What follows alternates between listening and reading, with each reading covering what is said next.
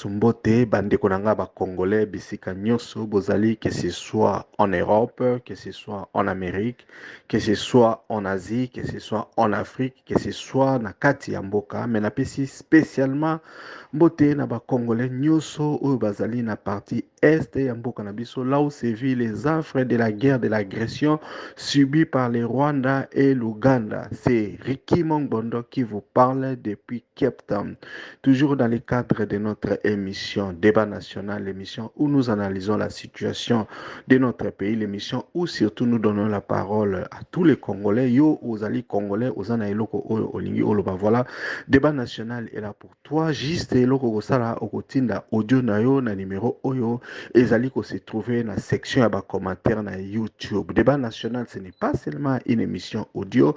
Débat national, c'est surtout un groupe WhatsApp, les meilleurs et les plus grands groupes WhatsApp na Katia RDC, avec plus de 1000 membres, où chaque jour, nous lançons un sujet et nous discutons librement, démocratiquement avec les membres, chacun dans son domaine. Donc voilà, Mutuna Mutu, Apesaka, point de vue, nae, analyse, nae. Donc voilà, c'est un peu ça l'objectif. C'est en fait quoi? C'est de créer une communauté de Congolais conscients, Batu Oyo, Balingi Mboka na bango, Batu Bazali ko Bundela Mboka na bango, Batu Baza Kolba Makambu, pour que bon, les changements viennent, les changements et la mentalité et que la race et Batu Bazala Kaba fanatique et ba leader politique, Bakoka ko comprendre. Comme on dit, mon peuple périt faute de connaissances. Beaucoup de Congolais n'ont pas encore ouvert les yeux. Beaucoup de Congolais sont insultés, injurier. Beaucoup de Congolais bazozo bango lisu na valeur parce qu'on pense que biso tozala ba fanatique et ba leader politique et que te réclamaka ba droit na biso te. Donc voilà, si vous êtes un étudiant, un penseur, un intellectuel, mutu moko mutu et ça la mutu oza ko comprendre makambu. Donc voilà, nous sommes là pour vous accueillir. Donc voilà, c'est un peu ça et l'on a solo anabino yangoana. Donc mes chers amis, aujourd'hui je ne vais pas vraiment beaucoup parler comme dans le but toujours qu'il y a pesa kamaloba na ba Congolais. J'avais reçu un audio, un compatriote congolais qui a vraiment essayé de conscientiser l'entourage de Félix Tshilombo sur le comportement de Bato Azali Nayango, la fragilité qu'il est en train de créer par rapport à la situation de Mboka, par rapport à la famille de Mwasinae, par rapport à la sécurité Makambebele. Donc voilà, il lui interpelle pour qu'il y ait changer et que Aïba Batouni na place pour que le pays puisse donc marcher. Donc voilà, c'est un peu ça, Naruti Kabino, Boyoka, et vous-même aussi, vous allez vous faire votre idée. Et si vous avez quelque chose à dire, évidemment, Borotine de la Bisso audio, s'occuper Olingi, au sala commentaire. Donc voilà, au sala commentaire. Non, mais du fond du cœur, comme je nécessaire de le dire, nous voulons que cette communauté grandisse. Donc voilà, Yo Motozo Lanangai, si vous n'êtes pas encore abonné à notre chaîne, essayez abonnez-vous directement, partagez vidéo Oyo, et puis bon, surtout, likez Yango, hein, au Tinder, on a différents groupes WhatsApp, au Tinder, on a Facebook, on a plateforme Nyoso, on a réseaux sociaux. Donc voilà, je vous laisse écouter notre Oui, compatriote. je disais que la personne qui a fragilisé les services de sécurité, c'est lui-même président de la République. Je sais que beaucoup de Balouba,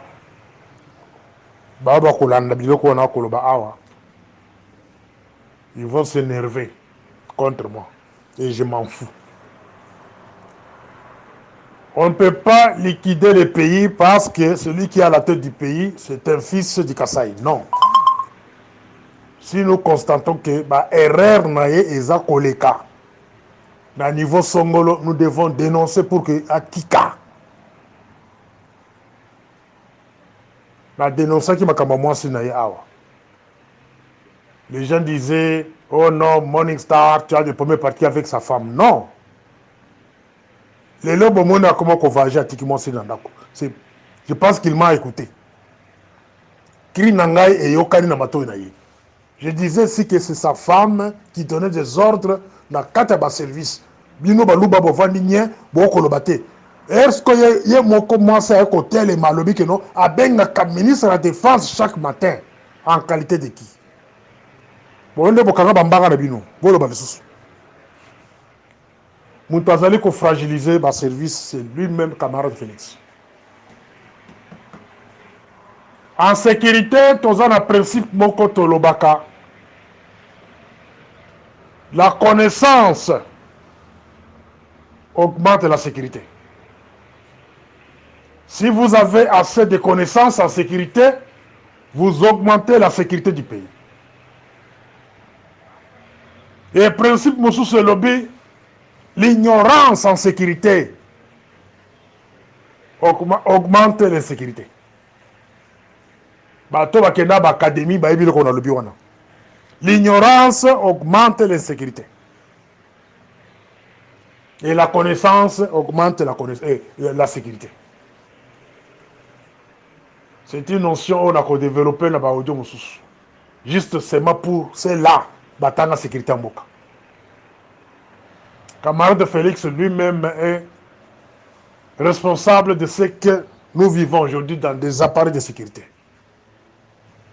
Natangi lokomo que zoko circuler na ba réseaux sociaux, balobi, l'ancien administrateur général de l'ANER ne cesse de manipuler la machine du régime Tshisekedi. Kalev Moutonde se révèle désormais comme un piège pour l'actuel patron de renseignement Daniel Lusadisu. Kalev Moutonde utilise l'ANER pour se venger de ses adversaires d'hier. Il humiliait les kabylistes, etc., etc. Mutu akomi biloko oyo namoni mutu apublie yango c'est un certain Simaro Ngongo. Nakorépondre mutu oyo ke bato nyonso nakotanga awa na travaille na bango te mais nayoka façon ya misala na bango ndenge ezalaka.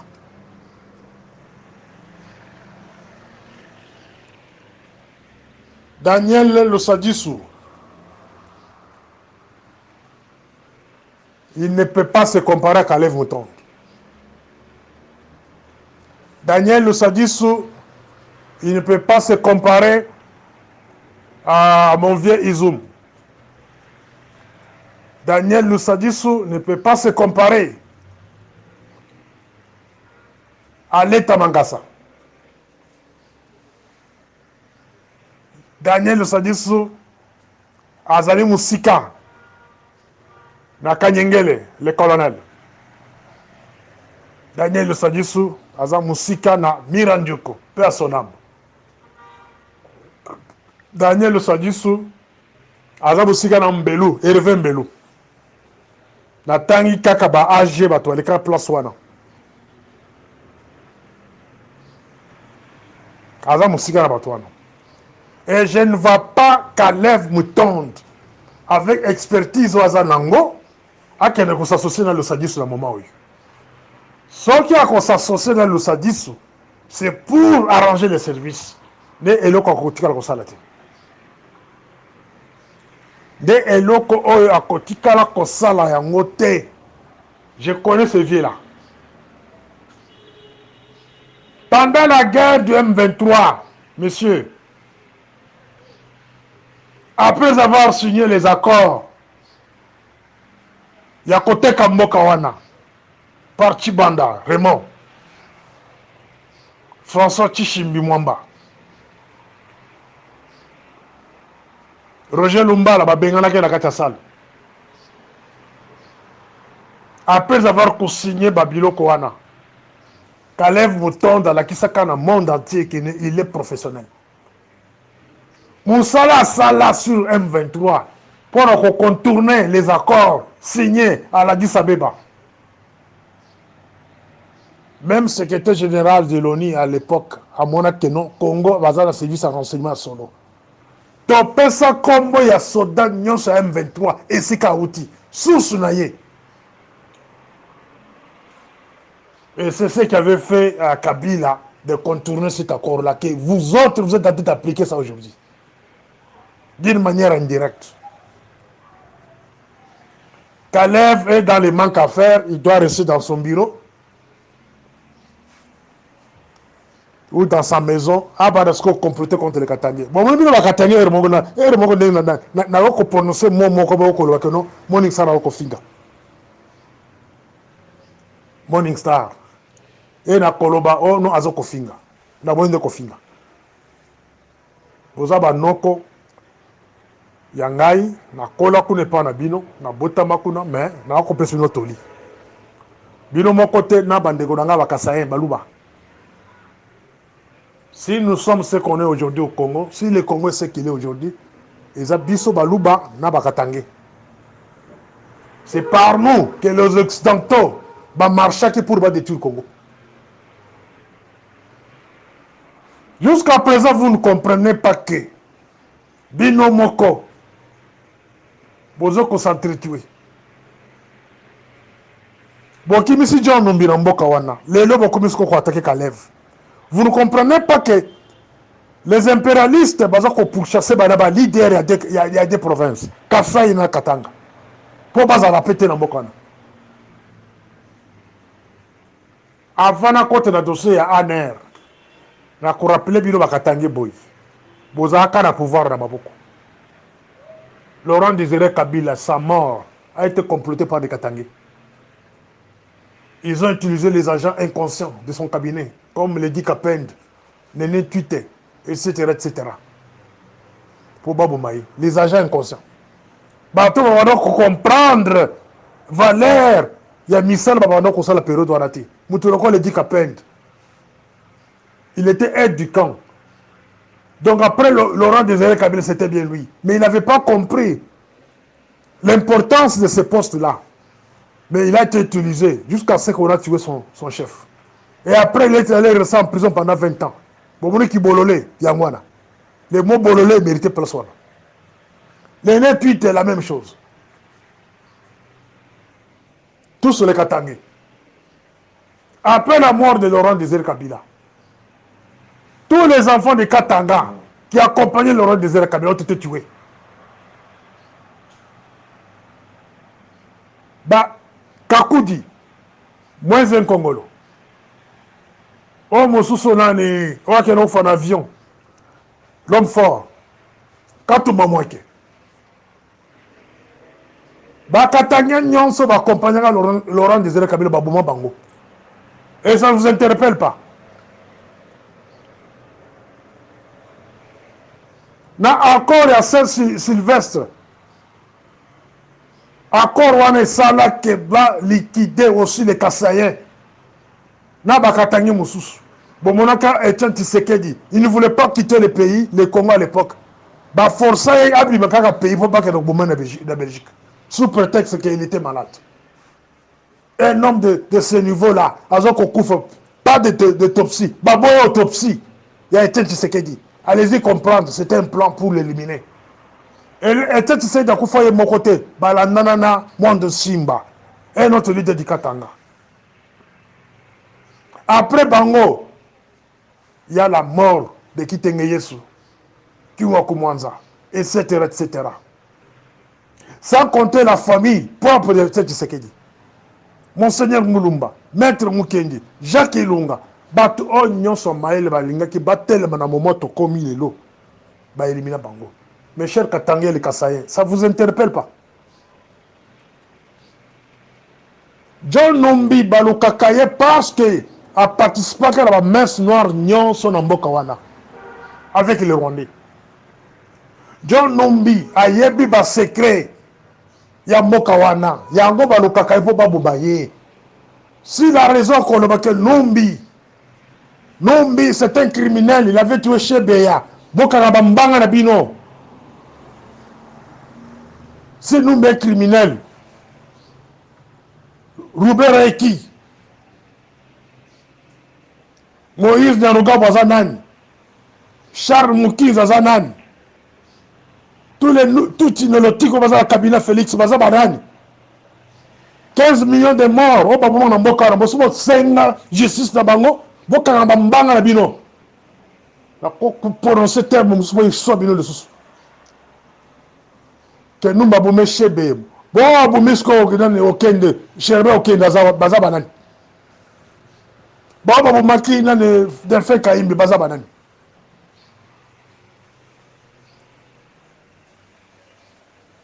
Il faut beaucoup raisonner. Numbi est recherché parce qu'il a les secrets de ces gens-là. Un Katangé, il y a niveau Wana, Azali Banda, il y a pays, c'est un risque pour le Congo. C'est un risque dans le plan de balkanisation aux Anamboka Wana. Il faut beaucoup comprendre. Les lobes ont commis la Kalev. Vous avez comprendre, c'est bon, maintenant, Kalev. Kalev va qu'il vendre un bureau avant de comploter contre les Katangé. Contre les Nenkulu, contre Mpungu, Banani. Est-ce que vous avez compris le bureau Bokolo? Nazali qu'on défendre était. N'a pas que Kalev n'a pas ce niveau-là. Azaki âgé, il y a un air à Sala niveau, à la qui ça niveau na y a Moussala. On cherche comment l'écarter dans les dynamiques, les discrédiser. Un peu plus tard, on va les tuer dans ce pays-là. Et quand il sera tué, les Katangé, non, Azaki très. C'est ça l'objectif à Batouana. Avant Babouba Moutou, Bazoko Banda, ko bébrisser les valeurs. Ko bébrisser les valeurs après Baboumi. Ce que Katangé va comprendre que Bazoko, qu'on nettoie Batouna Bino, Bakoko Lobino Lobby. C'est votre affaire. Ce qui bino peut bakasaye boko comprendre que no batu oh bino bozoko comploter que ba éliminer bango boko la lobby talala n'est pas na bino na kasa ndenge comme lelo 5 ans au pouvoir mais kasa izazamba kasa est un grand village maya comme les alités nzela les alités et loko ko les alités 5 ans bozoko espérer encore 5e année za koyao que no bongo sa kasa au pouvoir. Vous avez mis vos propres enfants en prison. Pendant que qui se bat que non bino de batouarigué. Quelle rigueur qui bololé, qui bouzoba. Vous prenez Jean-Marc Kabou de votre en prison parce qu'elle est de Félix vérité. Botiki Roger Lumbala en prison. En France, mais Roubaix est à côté Félix. Bah bololé, bah senzi. Qui a la fille de bino pour comprendre. Biloua. Bana na bino bakoko lobela bino nde bo botika en prison. Ba bololé ne baza premier la Félix. Nous allons mettre bino en garde dessus. J'apprends. Je suis en train de faire encore des investigations. Nous allons couper ça. Serge Chibango mise en garde. Serge Chibango, soi-disant, au représentant du chef de l'État. Je te mets en garde. Dans une information, mais je vérifie cette information-là. De la manière dont travaille John Nyakero pour retirer les dossiers, il y a sécurité. Il y a Congo, il y a la carte SADC, pour retirer Kayango, pour que ça battu à EAC, tout inolotique. De la même manière, j'apprends que quelque chose se prépare pour retirer le Congo dans les SADC. Je n'ai pas assez des informations, mais je vérifie. Mais si cela est vrai, Serge Bank, tu seras pendu. Tu seras pendu. Non seulement au Congo, mais même en Liban, à payer ce Kangi au Kolela. John Nyakero, aux ambassadeurs de Kenya, protéger les intérêts nélotiques, et ce qui va être au Tchayo. Protéger les intérêts de la belle famille, des passes à Tchayo. Retire-toi dans Makamo Congo. Dès mon an de Gouna Moissi. Retirez-vous, Yon de Gouna Moissi, dans Makamo Congo. Le Congo n'est pas pour vos cocos. Congo, c'est pour les Congolais. Bokeba. Dans ça, l'audio, la Kanda. Dans ça, l'audio, on a colère. Ceux qui vont mettre qu'on retire Congo, dans SADC, Botiki Congo na IAC, et nous allons adhérer tous dans la rébellion. Ça, on vous promet davantage. Ceux qui vont mettre le Congo na SADC, nous sommes de côté de la rébellion.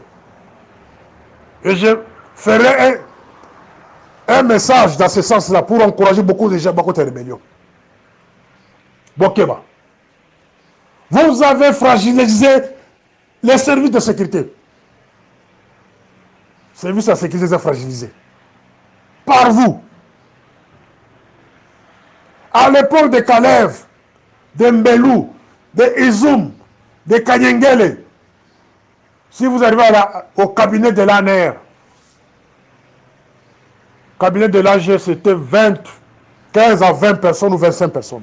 S'il veut exagérer, c'est 30 personnes. C'est pour laisser la liberté dans le département et ça. Nous avons combien de directions dans Katianini? Il y a ANR. La direction des renseignements généraux, ils ont fonctionné. Seule direction qui fonctionne en ANR aujourd'hui, c'est la direction des opérations. Quel genre des opérations? Direction des renseignements généraux est considérée comme un bureau d'un fonctionnaire. On a fait certes. Fonds secret de recherche. On a un côté. Si on a un renseignement général, on a fait information. Ndaï moko. Nazam moko rabino. Naïbi comment cette boîte-là fonctionne. Pour avoir des informations, ça ne demande pas que là que nous coutu na bateau. Na kota la fonctionnement na bino sur le terrain zo kosa le bandenge nini. Et là comme on a libanda awa, chef de station il y a ANR Afrique du Sud à Koufa depuis 2020. Ça fait maintenant 5 ans maintenant. Il n'y a pas la sécurité extérieure. Vous allez me dire quoi? Que vous avez des gens qui oh bah oui, vous avez la sécurité. Bah chef de station il y a libanda ba bandian. Pour vivre en mendicité, vous allez me dire que la sécurité extérieure fonctionne. Cela montre que nos FCR est bouffé quelque part. Fonds secret de recherche, bazoko la yango. De ba mbongo rongo na ba AG, ba AP, ba kosuba ba château, ba ndaku libanda. À peine d'arriver au pouvoir. À peine. Et là, on a yé moko camarade de Félix Mouton ko bomba sécurité mboka. Yé moko. Il n'a pas le suivi. Il n'a pas les contrôles de sécurité, des services de sécurité. Atika Bangomba Salo Bango Balingi. C'est quel type de président? Et puis, tant que Baluka, Balou Babo Kotel Mao Balongule de Konabiso. Ah, Tozo Kono Babo Koyokat. Bokolo, on est contre Félix. Non. Aza ignorant en matière de sécurité. Dès que la Turquie, on a zongi pour apprendre à bêter Massa sur l'aéroport, ou bien avion, on va pas battre. Parce qu'il n'y a pas la sécurité, sécurité sanitaire. Un âge à peine d'arriver, à ce de ce cabinet, il y a plus de 100 personnes dans le cabinet. Le département de Saoumsani. Dans le domaine de sécurité et Koufa. Dans 12 domaines de sécurité, non, c'est Koufa, domaine de sécurité nationale, Babouma Yango. Depuis Bizimakara, de Tabakota Naftel. Domaine de sécurité, il y a relations internationales, il y a ambassadeur, Babouma Yango. Domaine il y a défense, Babouma Izalakate. Domaine de justice, na bossa na koyebi sakabinongo. Barwande bazana ya bango, bazana procureur ya bango. C'est Nyarugabo, Moïse Nyarugabo. Jean-Paul Moukolo, tous ces procureurs là sont des femmes en pantalon. Bazala et le Komokota Koloba devant Nyarugabo et Rubero. Injonction, biloko la Koloba Kenon, Bolo Bakeno, Cherbe Okenge, Amibo Makie Moko, et Outi Pabatouana. Tous en a justice parallèle dans Bokona. Tous en a procureur parallèle. Domaine de la justice, domaine de l'économie. Nous avons 12 domaines en sécurité. Pour gérer un pays, il faut avoir ces 12 domaines-là actifs. Nous avons 5. Mais prochainement, nous avons le Tikali 7. Donc, domaine de l'économie, nous confions dans Bapaya. Domaine de l'économie, nous confions dans Bapaya. Botuna Moutoua cadastre minière à la Kisabino liste ya ba compagnie. C'est ce que je vais demander dans l'audio Zakoya. Après Sabino liste ya ba compagnie, na ba komba ba toza kata ba liste wana, na ba partenaire ba liste wana. Cadastre minière. ceux qui vont publier en gros. Dès musala ya ANR yango wana bolandela biloko na koloba wana boyeba nani azokosala bamine na mboka wana. Vous trouverez qu'il y a des enfants, il y a bateau, il y a ministre, président de la République, première dame, belle-sœur. Donc, des bazar koudan la katiwana. Et vous autres, les militaires, les agents, vous avez accompagné votre modèle pendant des années, des années. Vous avez bololé. Vous avez bololé, pas biololé. Vous avez cadence régulière, publier la liste, tout le monde. Dans le domaine, il y a économie, il y a makasi, il y a audio zakoya. Nous allons contre l'AG de l'ANRT, M. Daniel Sadiso. Nous avons besoin de Moussala, l'État est bonga, M. Daniel Yokanga. À un moment donné, Batuna a temporisé la bêta kayote. Depuis l'année passée, ça fait presque une année maintenant. Mais autant d'ici cabinet Batou Ebele, au-delà de 160 personnes. Vous allez comprendre ma sécurité. Apparemment, vous allez comprendre la NRT. Mon cher ami, vous allez comprendre la vérité. Un militaire a conquis jamais qu'au travail dans la ANR. Pardon, ça c'est un service réservé aux civils. Il y a un kebisa camarade de Félix. N'osez pas. Parce que tu as conseillé à ce qu'on nomme Moutou. Oh, il y a outil na kataner. Moutou. Oh, il y a renseignements généraux na Bomwana. Le quoi là, bisoboy. Zoba to newa nande outil na kataner. Zoba Moutou a katiandako. Tika biloko na ba recommandation que oh, les Belges vont recommander. Si les Belges me recommandent, cela veut dire mon pouvoir sera solide. Bah, koko sayo. Les Belges t'ont recommandé le sadisme. N'est-ce pas? Et le sadisme ne travaille pas. C'est M. Michel, un petit blanc là. C'est celui-là le patron de l'ANR. Un blanc qui commande le service de l'ANR.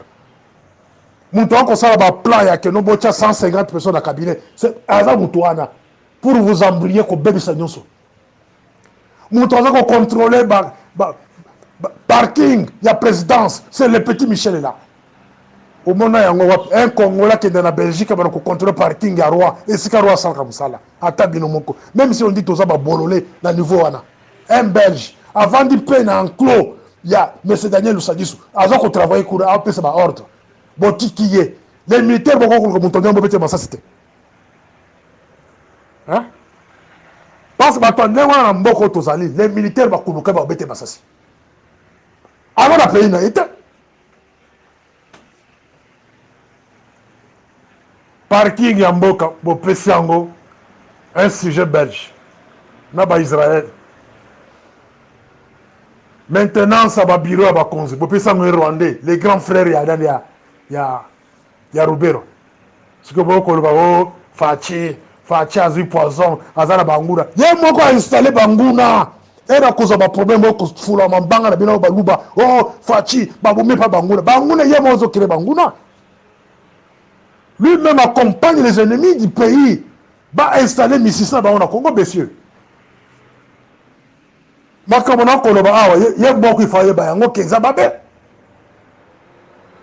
Il a négligé le service de l'ANR pour mener installer son propre service parallèle, composé de toute idéologique.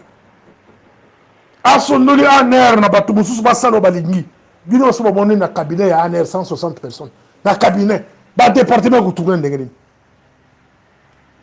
J'ai parlé de la direction des renseignements généraux. Bassala Kamoussala les sous-soutés. Et Moussala n'a pas pété. La seule direction qui tourne, c'est la direction des opérations. Quel genre des opérations? Posez-vous des questions. Nazali contre Bande Konanga, il y a des SPT au Baouta Brazzaville. Au Baouta Koton, Bangon sur la carte, il y a cabinet à l'Oussadis. Je ne suis pas contre vous. Réintégrer la garde républicaine. Bon, c'est dans notre maison militaire, dans la garde républicaine. Si vous avez les soucis d'aider le pays, bon, on a ANR. À notre époque, il signé un document par le ministre Kakoudji, personnel, de chasser tous les militaires dans la sécurité, en commençant par l'ANR, la DGM. On avait tous chassé. Moi qui vous parle, Moutouakena Kolungula, colonel moya na bureau na ye na etumba oyo lelo etumba oyo akoma chef d'état major ngaa mutu nabenganaka bango na bureau sur ordre kakuchi